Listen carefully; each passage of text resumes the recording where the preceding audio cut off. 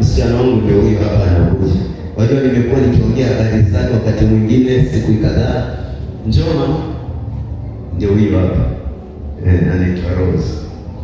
Huyu mtoto ule wakati alikuwa amekuwa diagnosed na problem ya liver. Yeah, ilikuwa ni cyst kwa liver.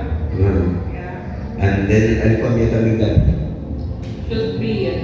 3 years. Yeah. Baada ya ile maombi tulivyoyafanya, mliwahi tena kumtibu? Hapana. Hatukuwahi hapo. Alikuwa anafura tumbo, ilikuwa zito. Yeah, alikuwa akikula kidogo, tumbo inakuwa kubwa, naogopa kumpea chakula, unaona ni kama unamupa feed. Analia. So comfortable. Yeah. Alafu nilipompatia maji nikakupatia instruction ya maji ya siku 7. Yeah. Remember ukaniambia baada ya siku ya 4 tumbo ikashuka. Yeah.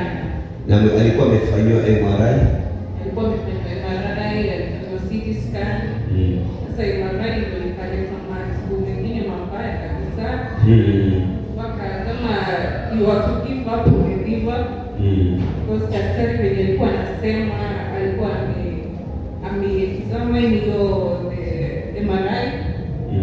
Akasema kuwa sasa hiyo penye alikuwa anadhania ni kidogo ya operation. Sio operation tena. So itabidi afanye liver transplant. Liver transplant. Yeah. But after hiyo maji kukunywa, we never went back. I just put my faith in God. Na mtoto alipona. Mpaka leo yuko hapa. Sasa hivi uko miaka mingapi? Aliturn 7 years last month. So when he is 4 years, hakuna kitu kinamwangalia. Ile miujiza ambayo inafanyika. That's why I decided nilete tena huduma ya maji kwa kipindi. Nimependa kuhubiri Kristo. Yesu anataka tuweze kuopa yake iweze kuwa tangible on earth through the things ambazo tunazitumia. Kwa hivyo wakati mwingine unapata kwamba we can transfer the power of God through many things. Sasa wewe ni mtoto dada yangu alikuwa katika hali nzito.